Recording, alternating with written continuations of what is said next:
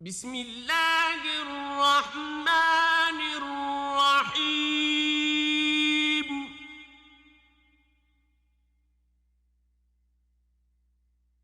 ألف لام را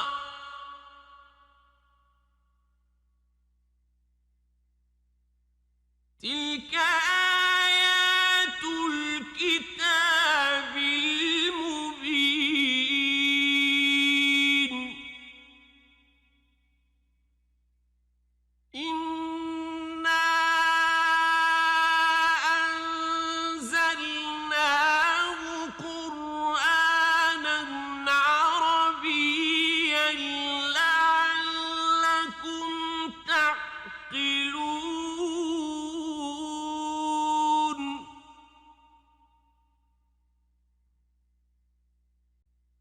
نحن نقص عليك أحسن القصص بما أوحينا إليك هذا القرآن وإن كنت من قبله لمن الغافلين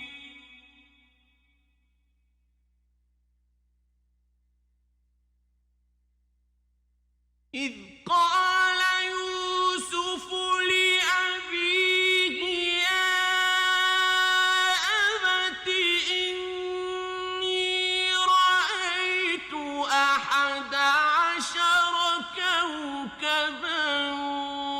والشمس والقمر رأيتهم لي ساجدين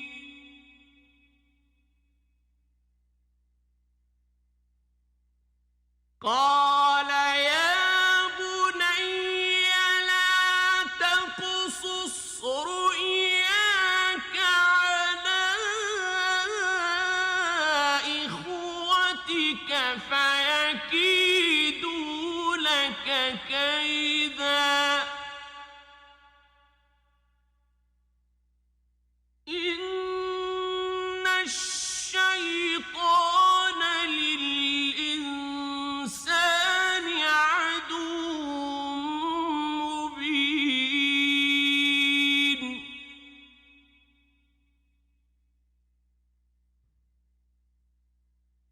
وكذلك يجتبيك ربك ويعلمك من تأويل الأحاديث ويتم نعمته عليك وعلى آل يعقوب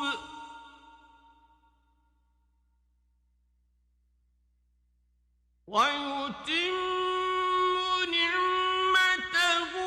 عليك وعلى آل يعقوب كما أتمها على أبويك من قبل إبراهيم وإسحاق إن ربك عليم حكيم لقد كان في يوسف وإخوته آيات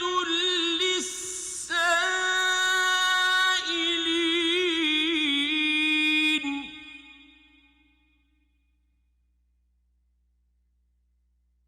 إذ قالوا ليوسف وأخوه أحب إلى أبيه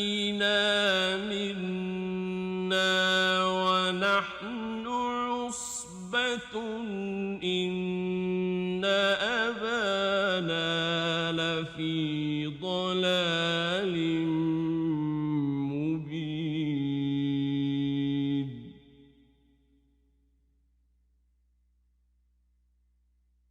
اقْتُلُوا يُوسُفَ أَوِ اطْرَحُوهُ أَرْضًا يَخْلُ لَكُمْ وَجْهُ أَبِيكُمْ وَتَكُونُوا مِن بَعْدِهِ قَوْمًا صَالِحِينَ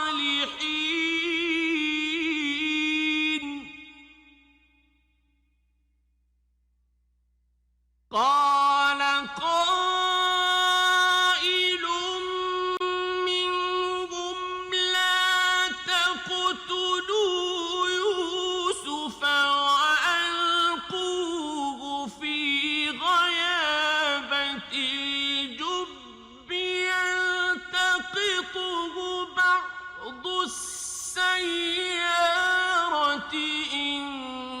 كُنتُمْ فَاعِلِينَ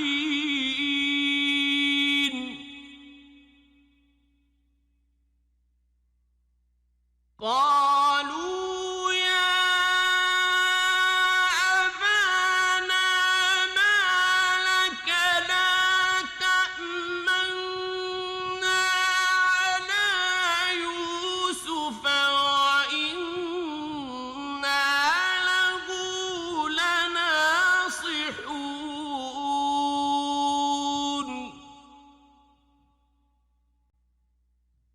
أَرْسِلْهُ مَعَنَا غَدًا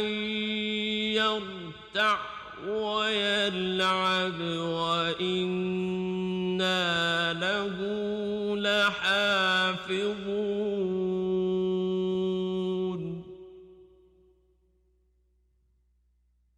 قَالَ إِنِّي لَيَحْزُنُنِي أَن تَذْهَبُوا بِهِ وَأَخَافُ أَن يَأْكُلَهُ الذِّئْبُ وَأَنتُمْ عَنْهُ غَافِلُونَ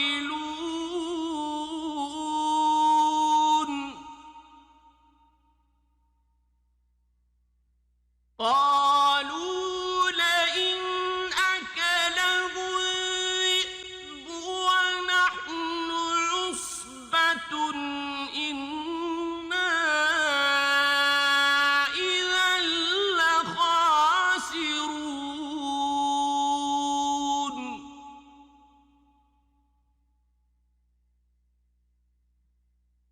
فَلَمَّا ذَهَبُوا بِهِ وَأَجْمَعُوا أَن يَجْعَلُوهُ فِي غَيَابَتِ الْجُبِّ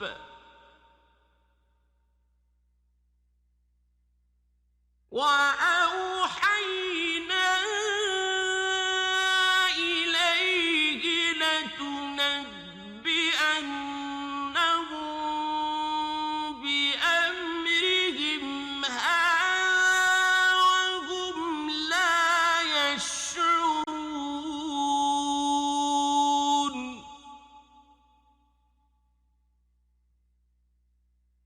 وَجَاءُوا أَبَاهُمْ عِشَاءً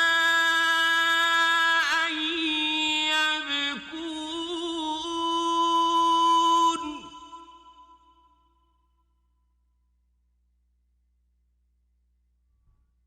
قَالُوا يَا أَبَانَا إِنَّا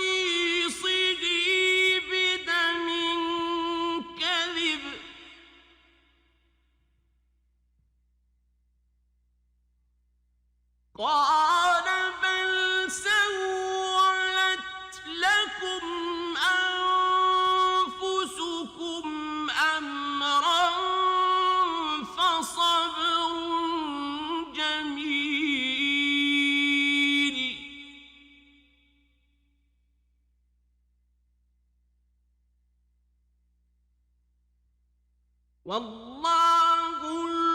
المستعان على ما تصفون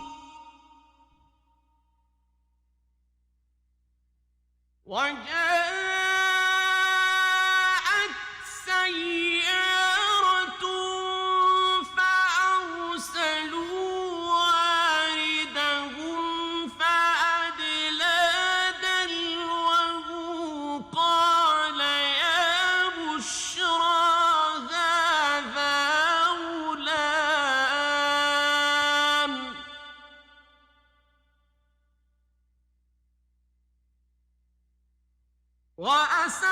وأسروه بضاعة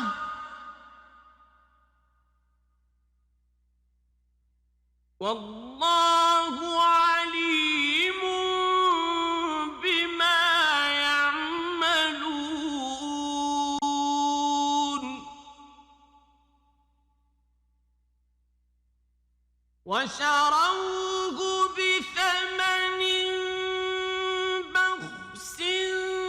دراهم معدودة وكانوا فيه من الزاهدين وقال الذي اشتراه من مصر لامرأته أكرمي مثواه عسى أن ينفعنا أو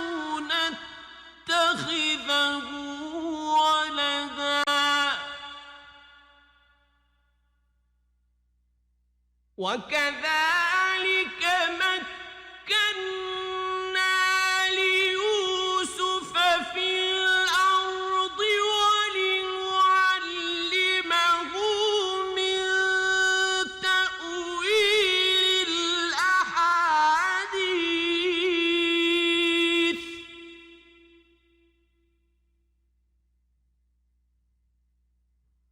والله غالب على أمره ولكن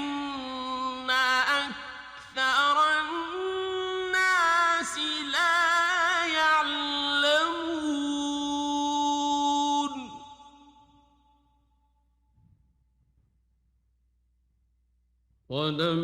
ولما بلغ أشده آتيناه حكما وعلما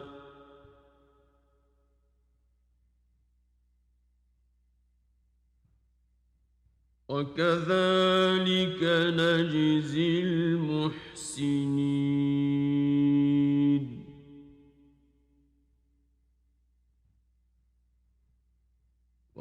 وراودته التي هو في بيتها عن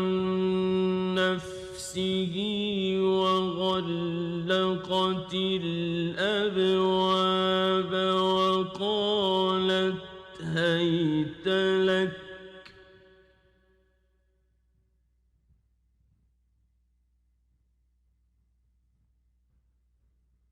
قال معاذ الله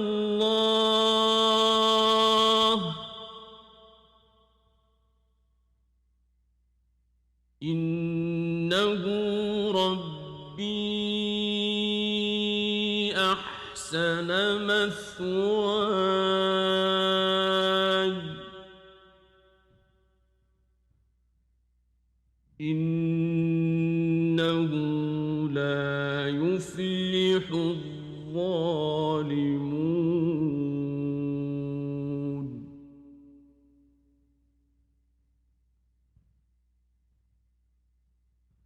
ولقد همت به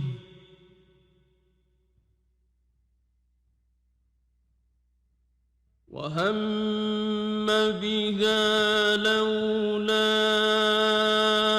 أن رأى برهان ربه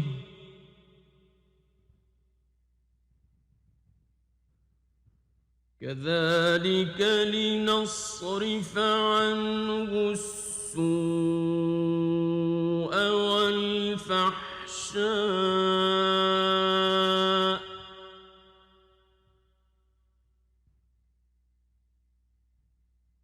إنه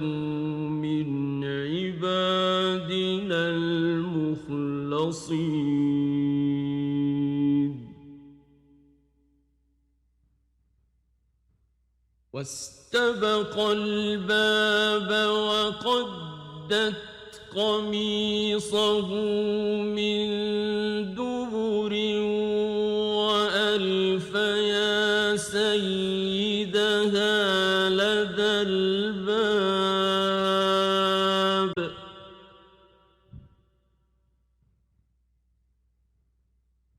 قالت ما جزاء من أراد بأهلك سوءا إلا أن يسجن أو عذاب أليم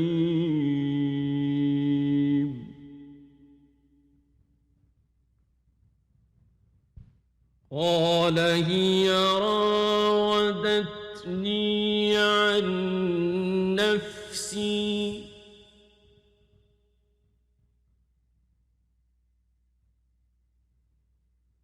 وشهد شاهد من أهلها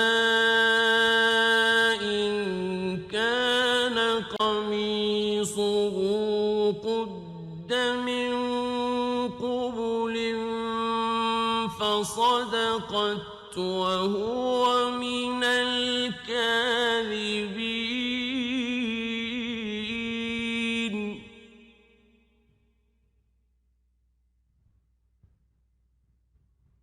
وإن كان قميصه قد من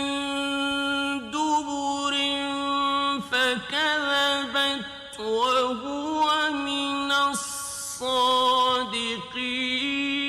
الصادقين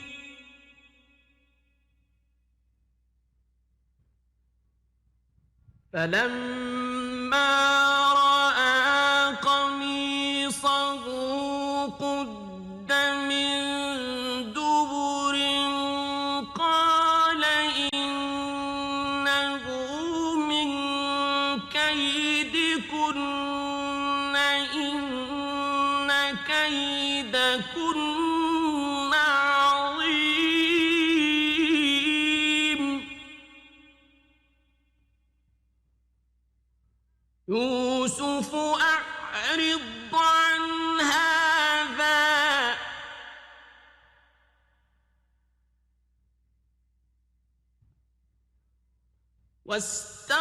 واستغفري لذنبك إنك كنت من الخاطئين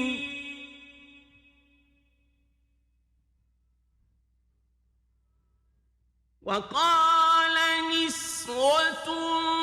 في المدينة امرأة العزيز تراود فتاها عن نفسه قد شغفها حبا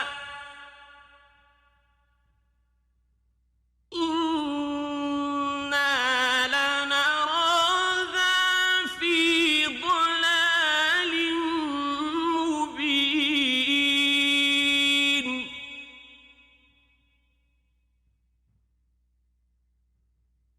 فلما سمعت بمكرهن أرسلت إليهن وأعتدت لهن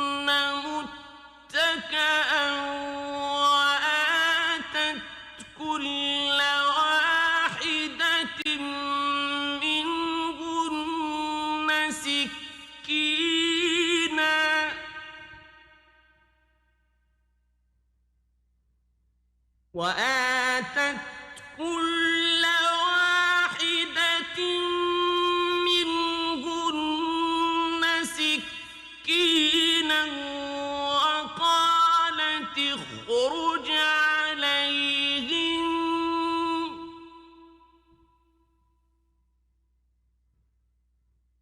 فلما رأينه أكبرنه وقطعن أيديهن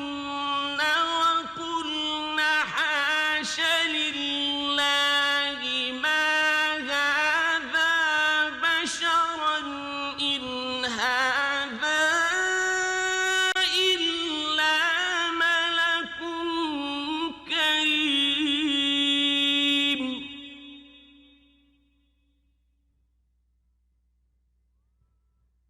قالت فذلكن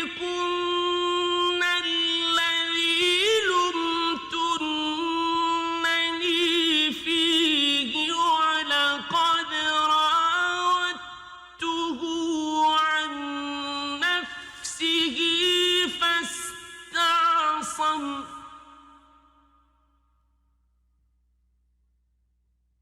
ولئن لم يفعل ما آمره ليسجنن وليكونا من الصاغرين قال رب السجن أحب إلي مما يدعونني إليه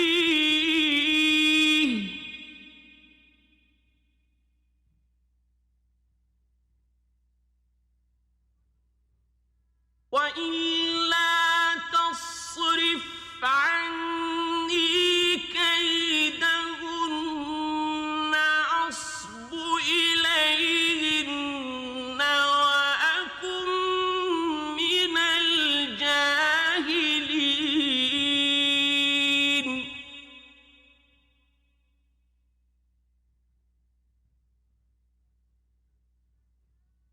فاستجاب له ربه فصرف عنه كيدهم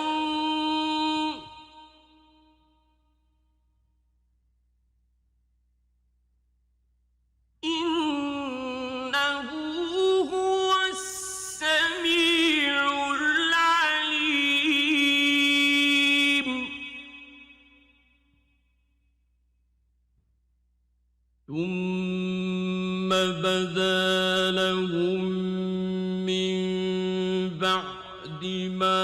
رأوا الآيات ليسجننه حتى حين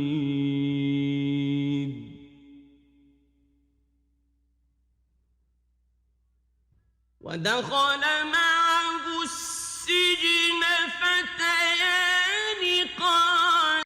أحدهما إني أراني أعصر خمرا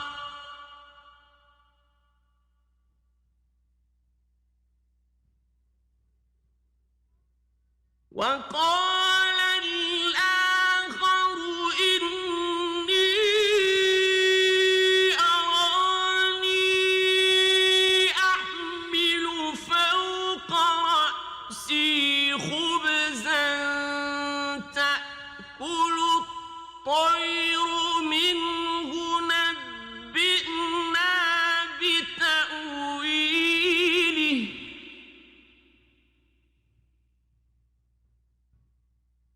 إنا نراك من المحسنين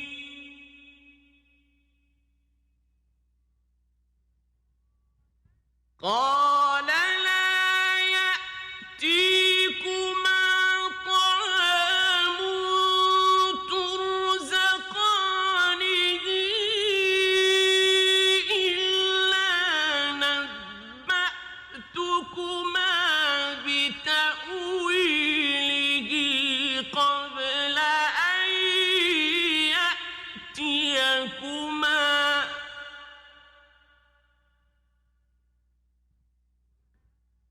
ذلكما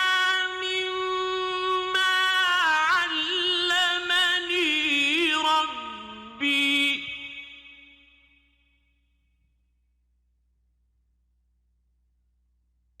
إني تركت ملة قوم لا يؤمنون بالله وهم بالآخرة هم كافرون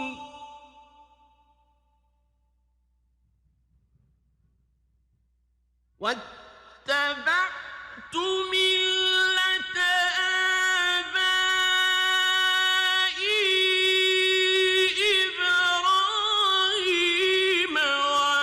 وإسحاق ويعقوب ما كان لنا أن نشرك بالله من شيء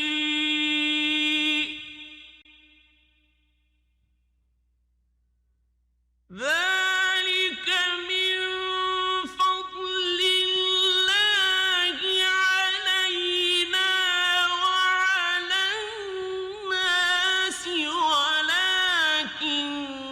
أكثر الناس لا يشكرون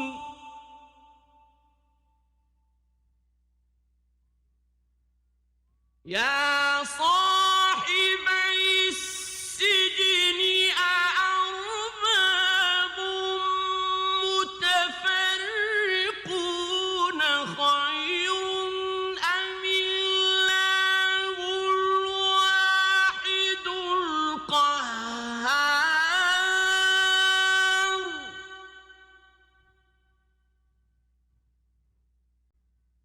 ما تعبدون من دونه إلا أسماء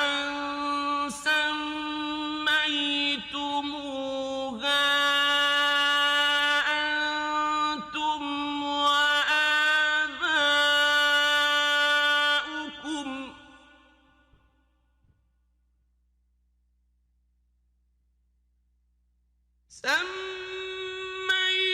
سميتموها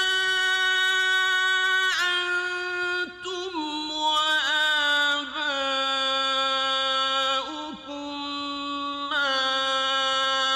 أنزل الله بها من سلطان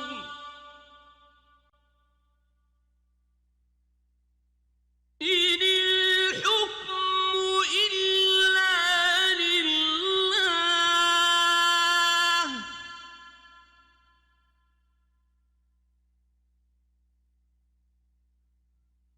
أمر أن لا تعبدوا إلا إياه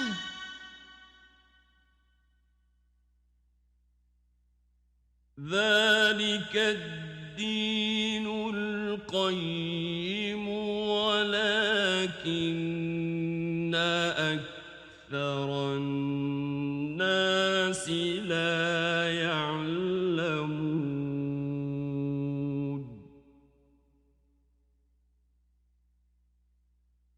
يا صاحبي السجن أما أحدكما فيسقي ربه خمرا وأما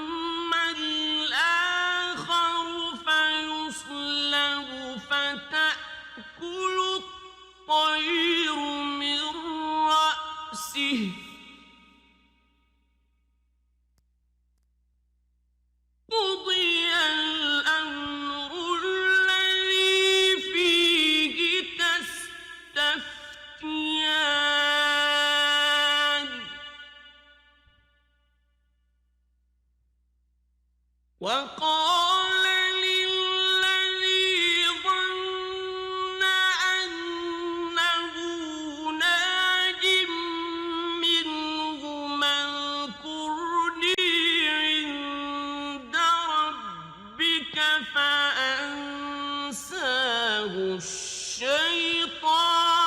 ذكر ربه فلبث في السجن بضع سنين.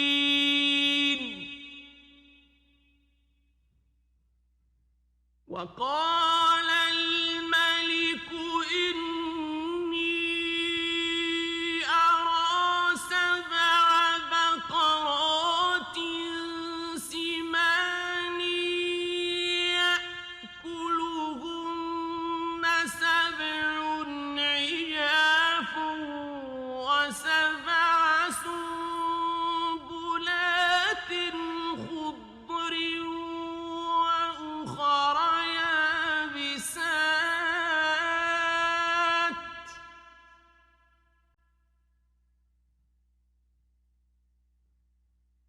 يا أيها الملأ أفتوني في رؤياي إن كنتم للرؤيا تعبرون.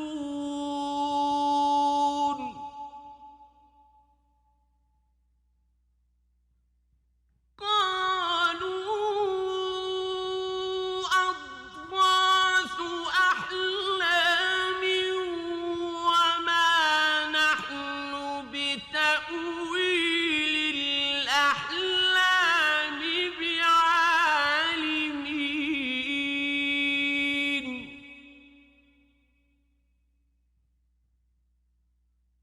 وقال الذي نجا منهما وادكر بعد أمة أنا أنبئكم بتأويله فأرسلون.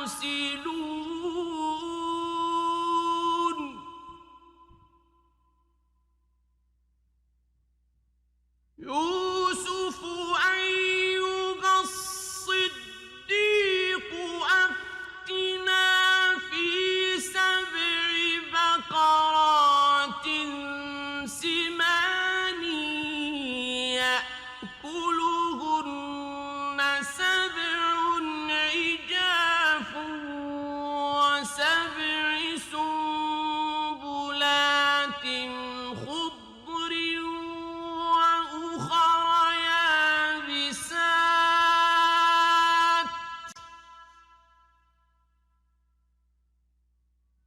وأخر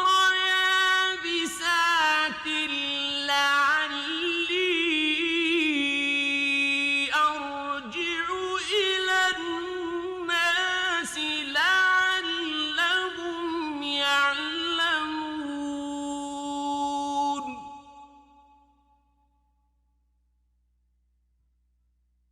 قال تزرعون 7 سنين دأبا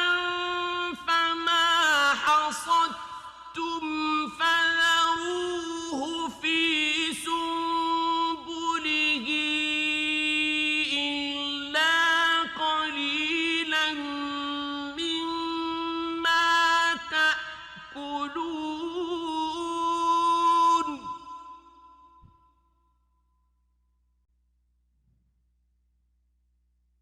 ثم يأتي من بعد ذلك 7 شداد يأكلن ما قدمتم لهن إلا قليلا مما تحصنون.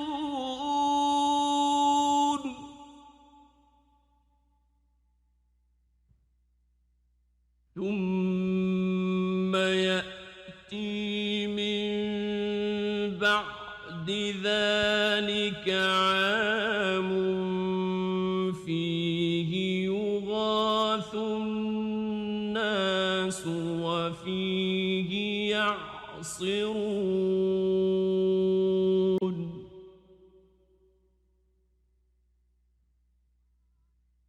وقال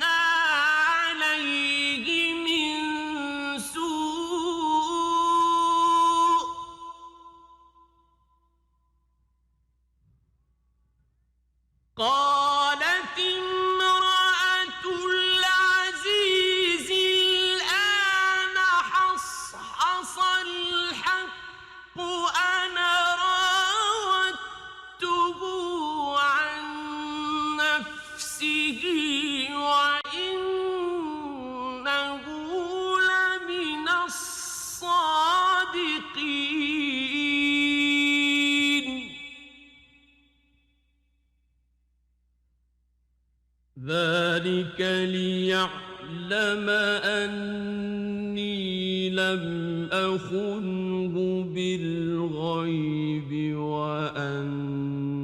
الله لا يهدي كيد الخائنين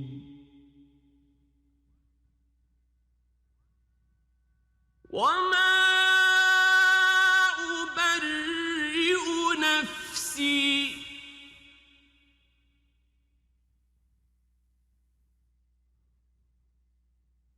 إن النفس لأمارة بالسوء إلا ما رحم ربي إن ربي غفور رحيم وقال الملك ائتوني به أستخلصه لنفسي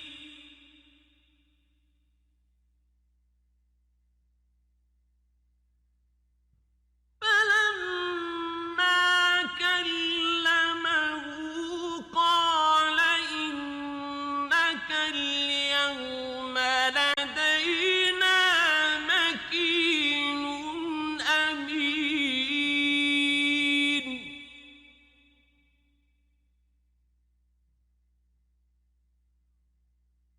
قال اجعلني على خزائن الأرض إني حفيظ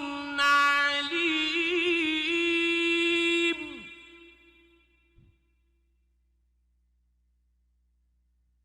وكذلك مكنا ليوسف في الأرض يتبوأ منها حيث يشاء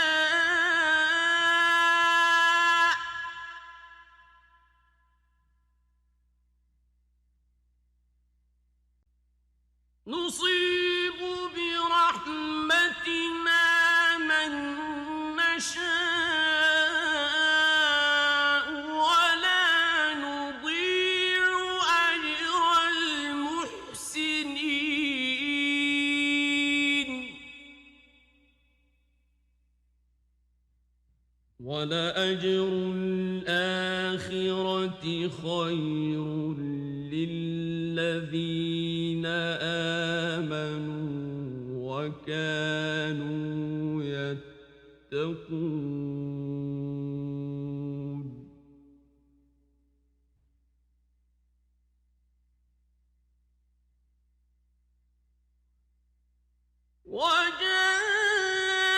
وجاء إخوة يوسف فدخلوا عليه فعرفهم وهم له منكرون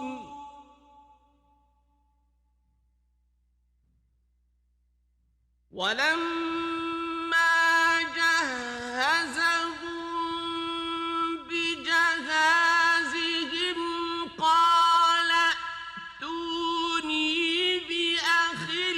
لكم من أبيكم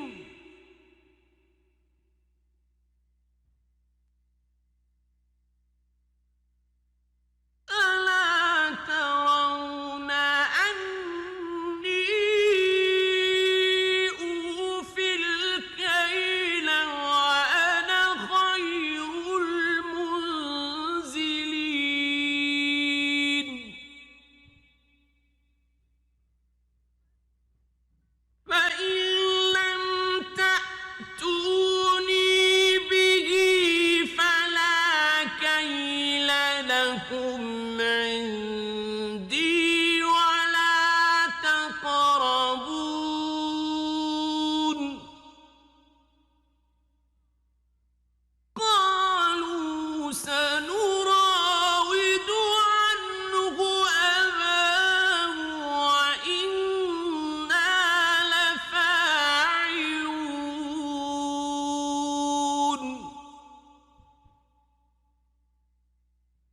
وقال لفتيانه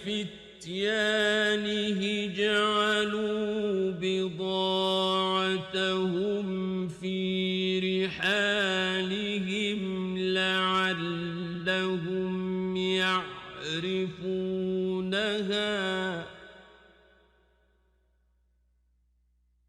لعلهم يعرفونها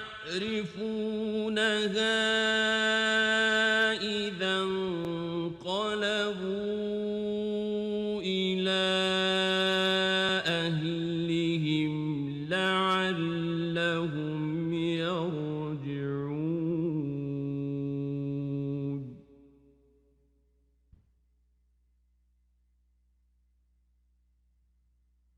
فلما رجعوا إلى أبيهم قالوا يا أبانا منع منا الكيل قالوا يا أبانا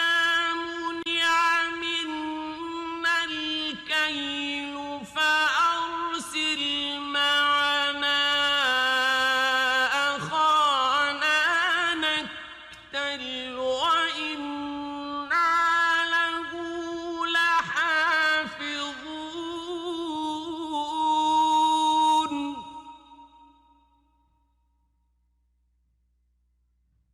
قال هل آمنكم عليه إلا كما أمنتكم على أخيه من قبل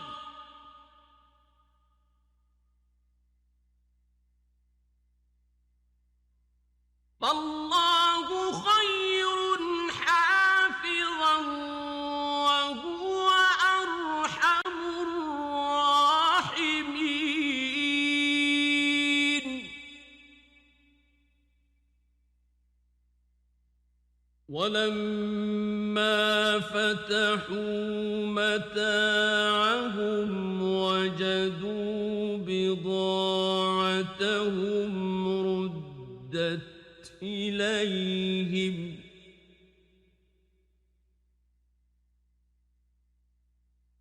قالوا يا أبانا ما نبغي هذه بضاعتنا ردت إلينا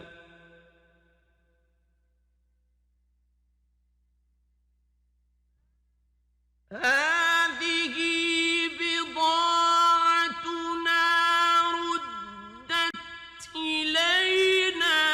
ونمير أهلنا ونحفظ أخانا ونزداد كيل بعير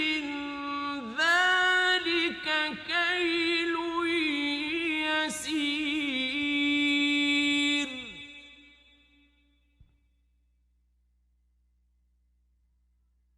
قال لن أرسله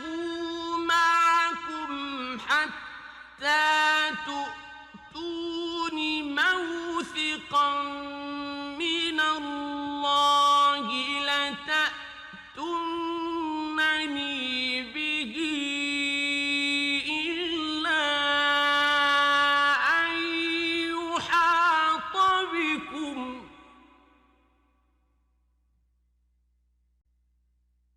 فلما آتوه موثقهم قال الله على ما نقول وكيل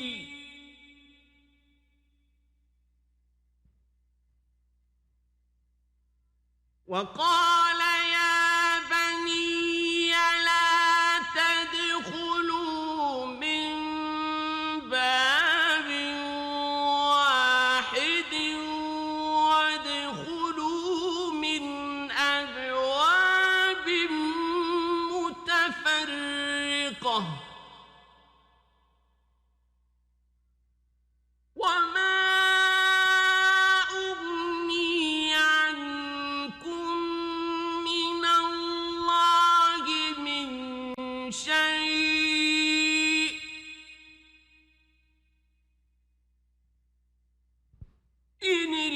الحكم إلا لله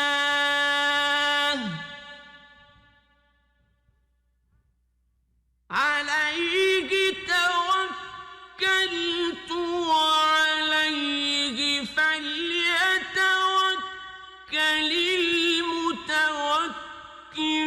المتوكلون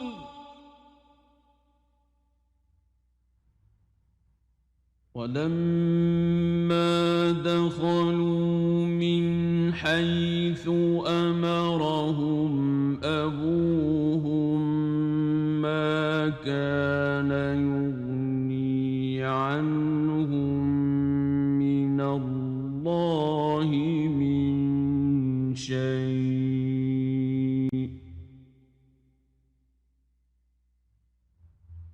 إلا حاجة في نفس يعقوب قضاها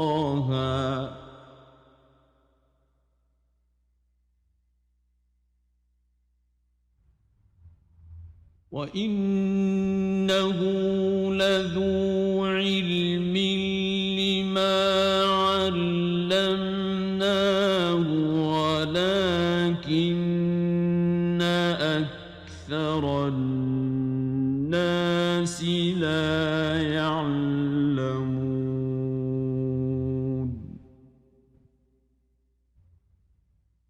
ولما دخلوا على يوسف آوى إليه أخاه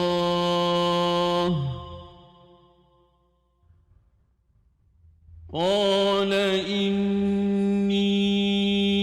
أنا أخوك فلا تبتئس بما كانوا يعملون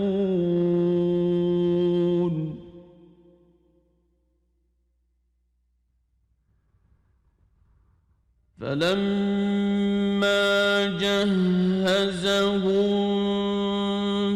بجهازهم جعل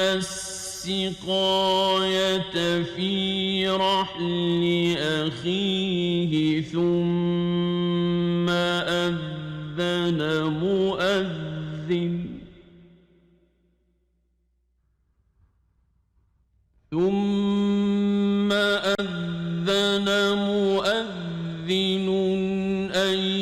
أيتها العير إنكم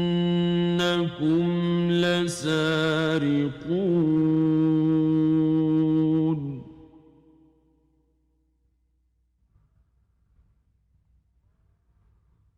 قالوا وأقبلوا عليهم ماذا تفقدون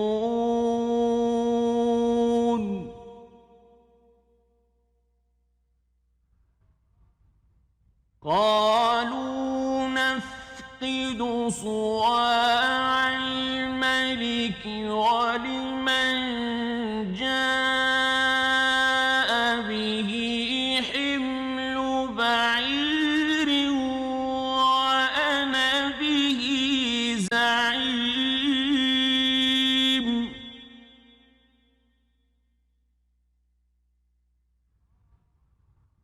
قالوا تالله لقد علمتم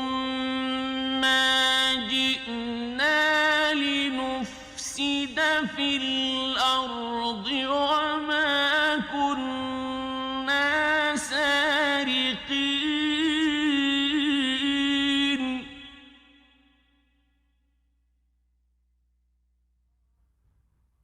قالوا فما جزاؤه إن كنتم كاذبين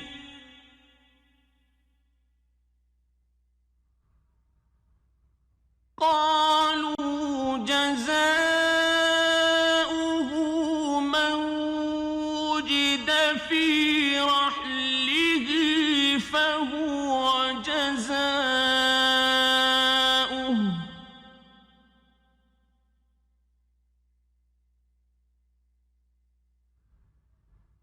كذلك نجزي الظالمين.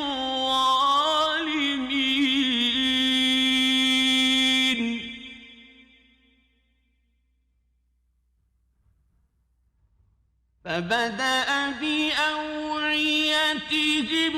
قبل وعاء أخيه ثم استخرجها من وعاء أخيه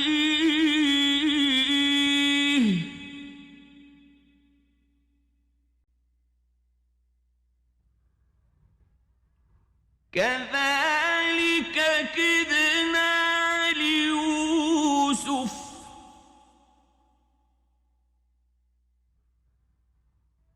ما كان ليأخذ أخاه في دين الملك إلا أن يشاء الله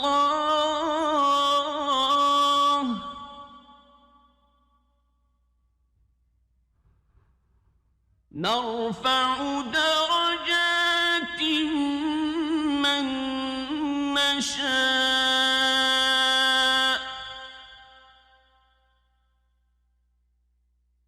وفوق كل ذي علم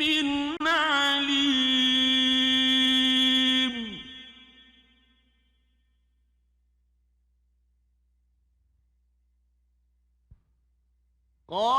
قالوا إن يسرق فقد سرق أخ له من قبل فأسرها يوسف في نفسه ولم يبدها لهم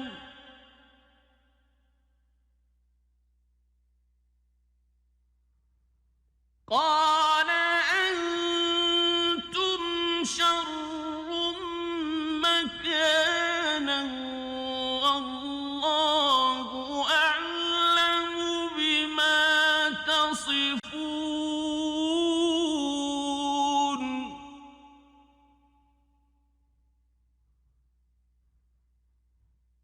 قالوا يا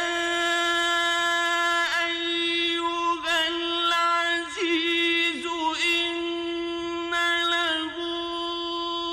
أبا شيخا كبيرا فخذ أحدنا مكانه إنا نراك من المحسنين.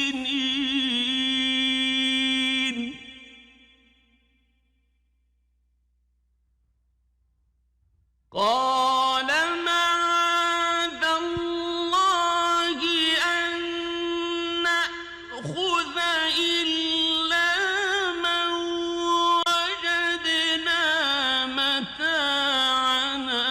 عنده إنا إذا لظالمون.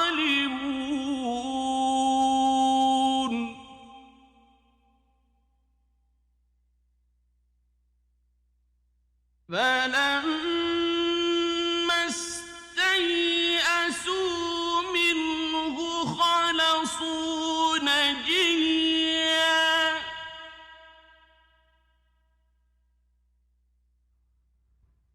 قال كبيرهم ألم تعلموا أن أباكم قد أخذ عليكم موثقا من الله ومن قبل ما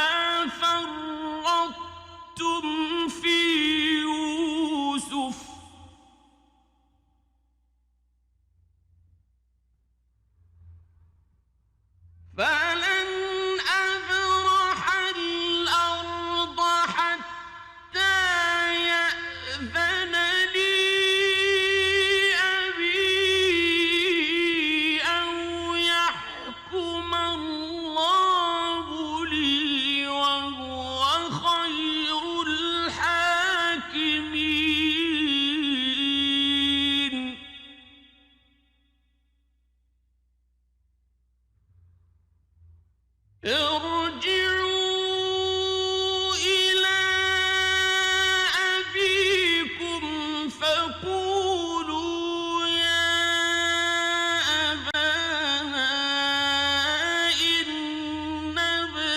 أنك سرق وما شهدنا إلا بما علمنا وما كنا للغيب حافظين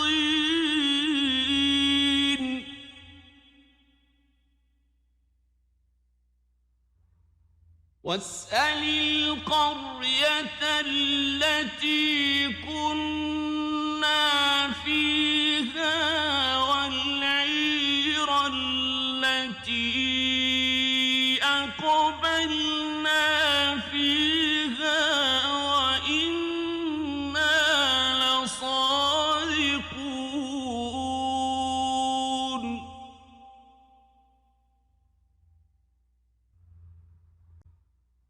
قال بل سولت لكم أنفسكم أمرا فصبر جميل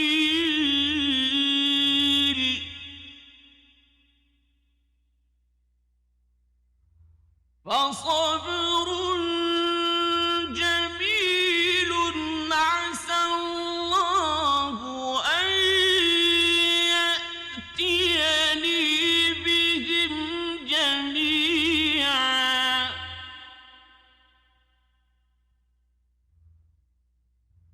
إنه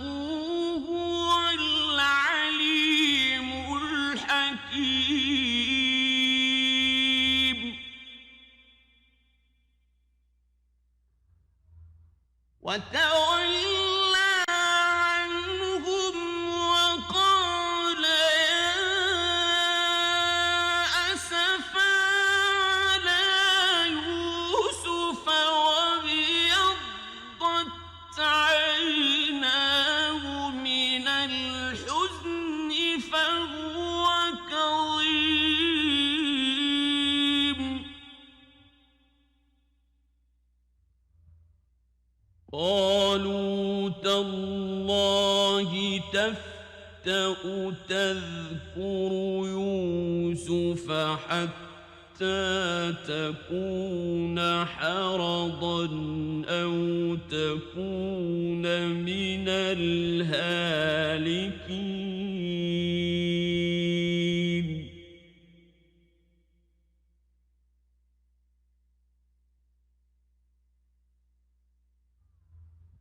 قال إنما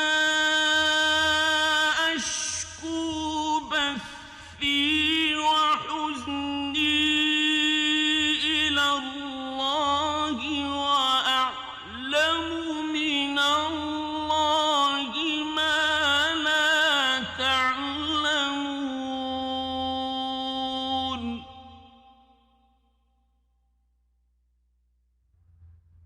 يا بني اذهبوا فتحسسوا من يوسف وأخيه ولا تيأسوا من روح الله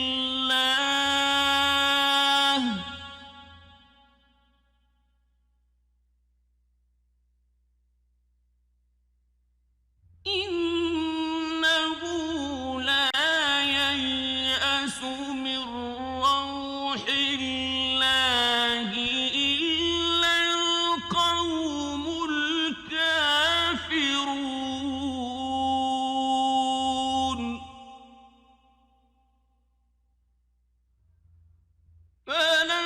فلما دخلوا عليه قالوا يا أيها العزيز مسنا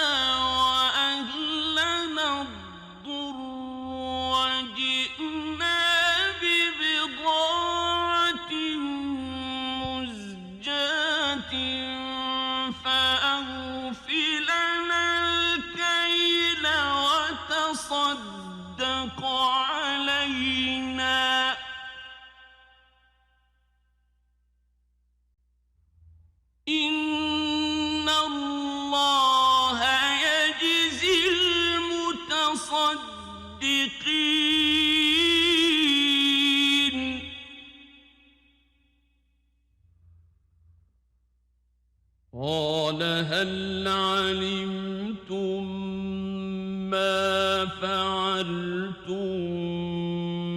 بيوسف وأخيه إذ أنتم جاهلون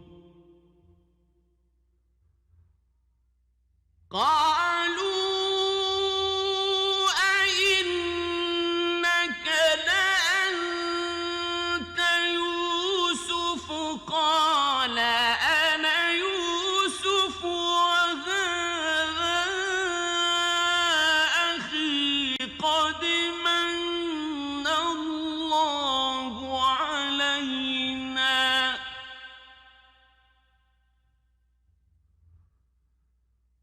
إنه من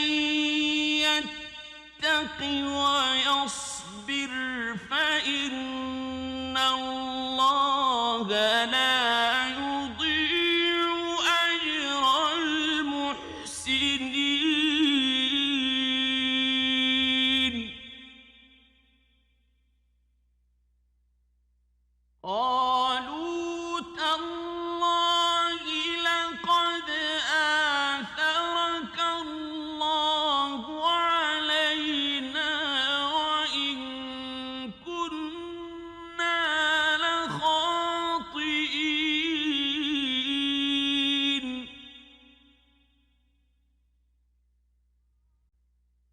قال لا تثريب عليكم اليوم يغفر الله لكم وهو أرحم الراحمين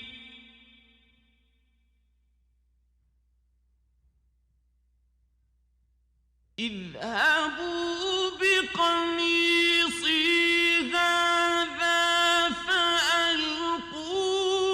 على وجه أبي يأت بصيرا وأتوني بأهلكم أجمعين ولما فصلت العير قال أبوهم إني لأجد ريح يوسف لولا أن تفندون قالوا تالله إنك لفي ضلالك القديم فلما أن جاء البشير ألقاه على وجهه فارتد بصيرا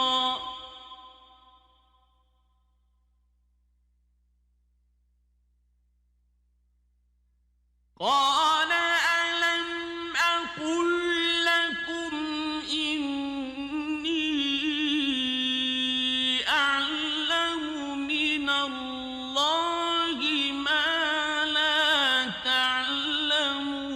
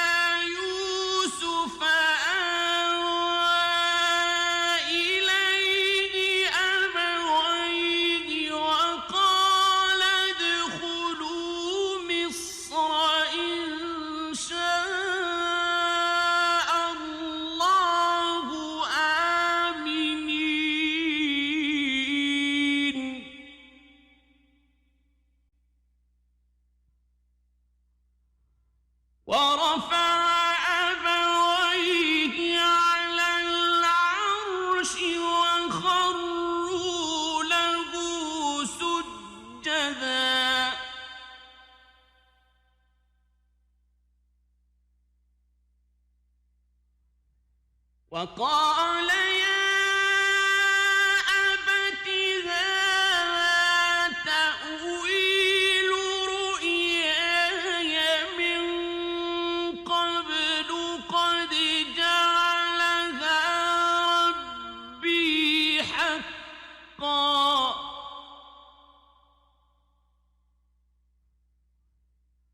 وقد أحسن بي إذ أخرجني من السجن وجاء بكم من البدو من بعد أن نزغ الشيطان بيني وبين إخوتي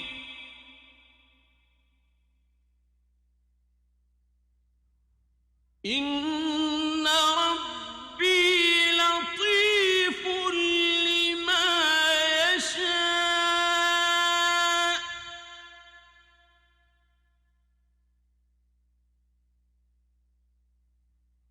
إنه هو العليم الحكيم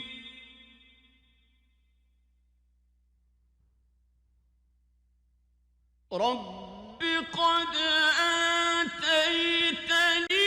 من الملك وعلمتني من تأويل الأحاديث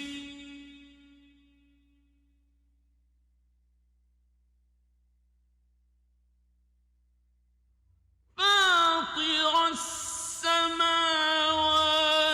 والأرض أنت ولي في الدنيا والآخرة توفني مسلما وألحقني بالصالحين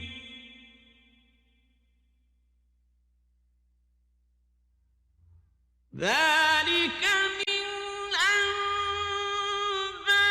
أنباء الغيب نوحيه إليك وما كنت لديهم إذ أجمعوا أمرهم وهم يمكرون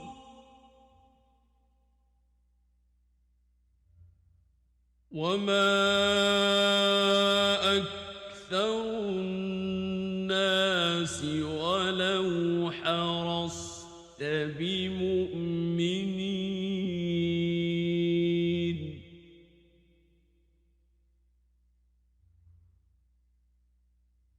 وما تسألهم عليه من أجر إن هو إلا ذكر للعالمين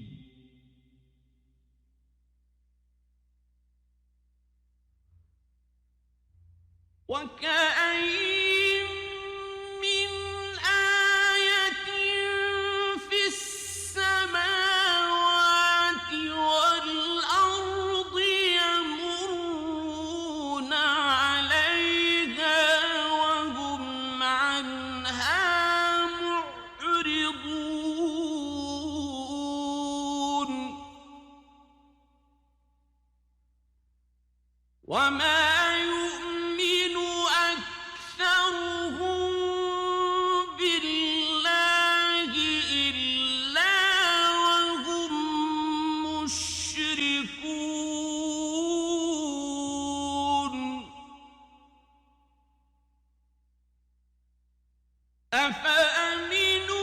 أفأمنوا أن تأتيهم غاشية من عذاب الله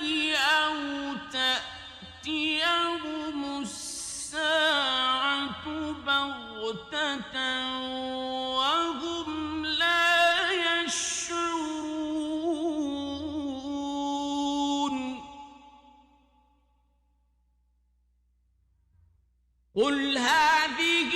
سبيلي أدعو إلى الله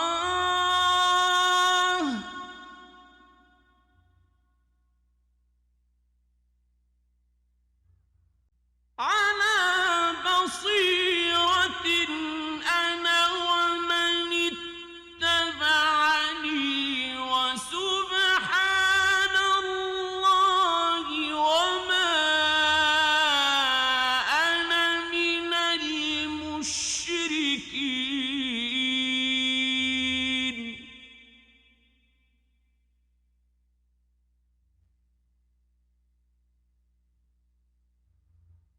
وما أرسلنا من قبلك إلا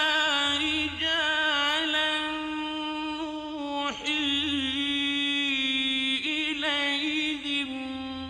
من أهل القرى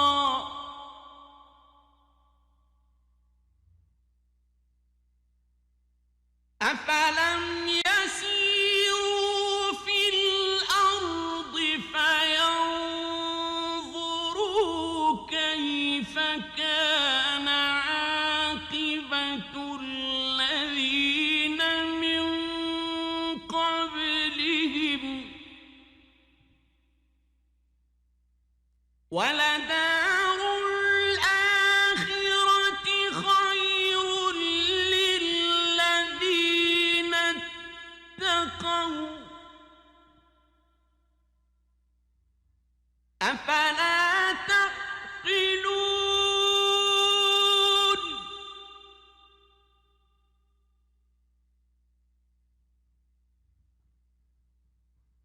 حتى إذا استيأس الرسل وظنوا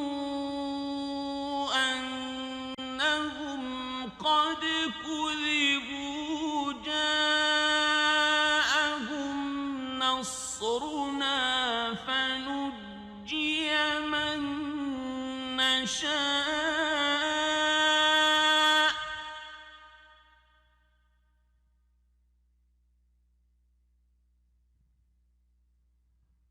ولا يرد بأسنا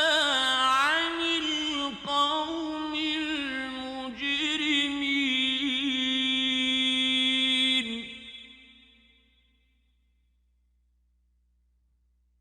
لقد كان في قصصهم عبرة لأولي الألباب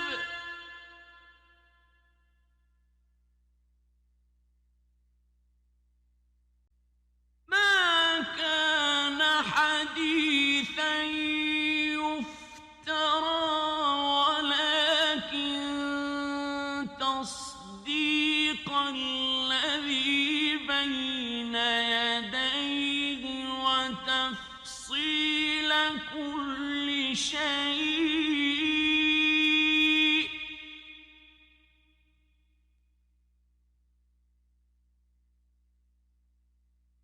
وتفصيل كل شيء